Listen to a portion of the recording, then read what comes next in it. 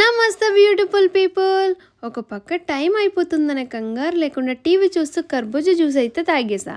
Afternoon నేను ఇంటికి వచ్చేసరికి మా వారు నా కోసం పాతకాలం నాటి రెసిపీ అయితే కుక్ చేస్తున్నారు. ఏం చేస్తున్నావు? ఇది మా అమ్మమ్మల కాలం నాటి రాగి జావా.